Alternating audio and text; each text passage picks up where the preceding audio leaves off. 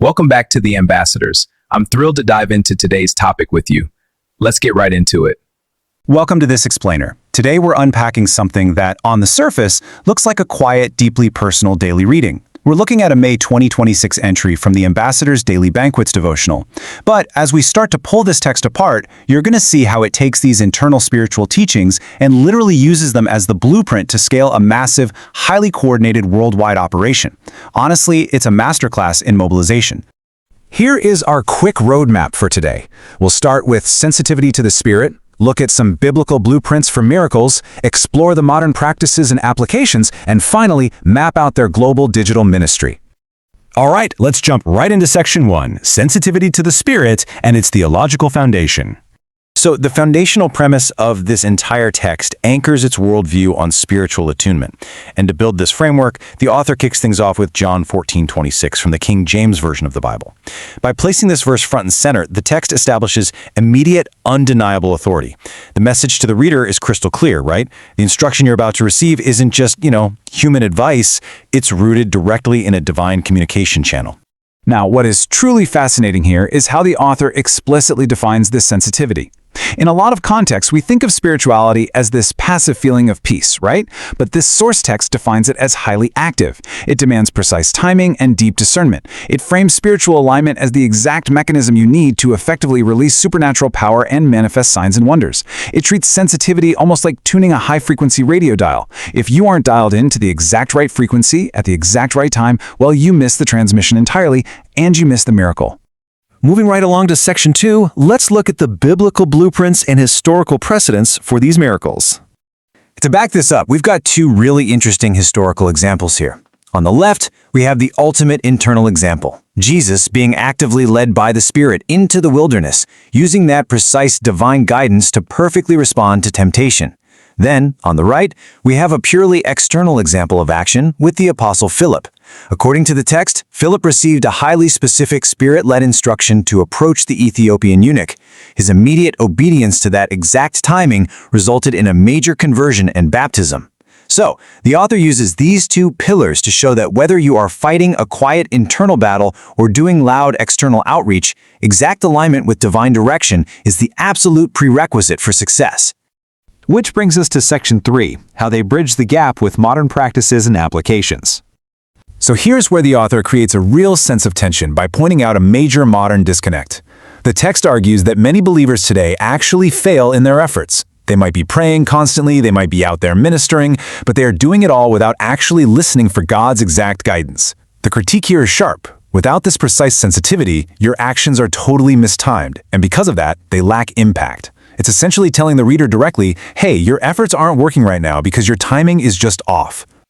Okay, so how do we fix it? The text doesn't just leave you hanging. It lays out a highly structured three-step daily procedure. Number 1, engage in daily prayer. Number 2, meditate on the Word. And number 3, maintain a high attentiveness to inner promptings. It takes this big abstract concept of spiritual sensitivity and distills it down into a totally repeatable daily operational checklist. Do these 3 things the text promises, and your heart becomes responsive, setting you up for supernatural results. Then, directly challenging the reader, the devotional shifts gears from giving instruction to straight-up interrogation. In a specific life application section, it asks this introspective question to prompt immediate personal evaluation. It basically forces you to stop passively skimming the page and actively grade your own spiritual performance. Are you actually alert? Are you actually listening? It's a really smart way to create immediate psychological buy-in. Following that moment of introspection, the text immediately offers a tangible path forward. It gives you concrete, scripted prayers, both for established believers who are seeking more power, and a detailed prayer of salvation for new converts. But here's the kicker. It doesn't stop there. Once a reader completes these prayers, they are given direct links to specific ebooks titled Understanding Born Again and The Power of Prayer and Fasting, hosted on an external platform. This right here is an absolutely crucial pivot. We are watching the transition from a simple daily reading into a sophisticated digital onboarding funnel designed for continued learning and retention. And that perfectly sets up Section 4. Let's look at this global digital ministry and how it moves from internal belief to worldwide operation. Now we zoom way out from those quiet personal practices to look at their massive global infrastructure. The scale of this operation is boldly stated right in the text, with an initiative called Operation 500 Million Souls for Christ for All Nations. I mean, let that sink in. That is a staggering number. In just a few pages, this devotional has taken the reader from their morning prayer directly to a mobilization goal of 500 million people. To actually hit a goal that massive, you need incredibly organized participation. The organization cleanly categorizes your involvement into 3 distinct, structured roles. First, you can be a prayer partner, which requires daily intercession, so a relatively low barrier to entry. Or you can step it up and be a volunteer missionary, offering actual physical service out in the field. Or third, you can become a kingdom investor, providing cheerful and consistent financial backing. By offering this tiered participation model, they make sure that virtually anyone interacting with the devotional has a highly specific, clearly defined pathway to contribute to the global mission. But how in the world do you keep all these volunteers, investors, and prayer partners connected? Well, to support this vast network, the Ambassadors Elite World Outreach Incorporation has built a remarkably thorough digital ecosystem. The source text lists specific ministry events across almost every major social media platform you can think of. They've got dedicated WhatsApp links for midnight prayers and even specialized business tycoon groups. They use Telegram for podcasts. They actively route their users to Facebook, LinkedIn, TikTok, and YouTube. They are taking the core message of that morning devotional and syndicating it across the entire modern digital landscape to ensure followers stay totally immersed in the community at all hours. To put that continuous connection into perspective, let's look at this table. To maintain a network like this, the operation has to run around the clock. The source text proves they do this by listing an extensive global prayer time zones directory. Look at how a midnight prayer in Nigeria is structurally mapped to seamlessly connect with an evening prayer in the United States and a morning prayer over in the Philippines. The organization is showing the reader, right on the page, that they are stepping into a synchronized machine that literally never sleeps. It is a continuous, rolling wave of synchronized global engagement.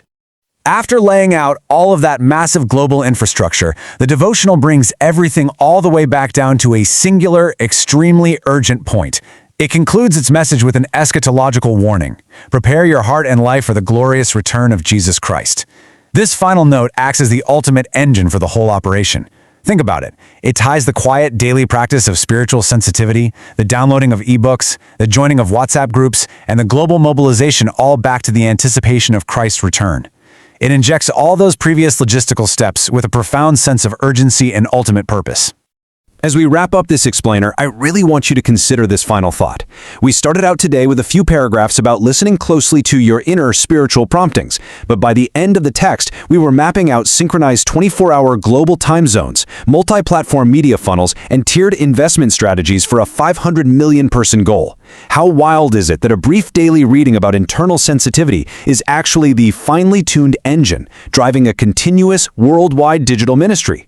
It just goes to show that true mobilization isn't just about the technology you use. It's about flawlessly aligning that technology with a deeply compelling foundational belief. Thanks so much for joining me on this explainer. And remember to always look closely at the structures hidden right beneath the surface of the media you consume every day. Thank you for watching. Please share, like, and comment. Your host, God7, David F. Wafulu.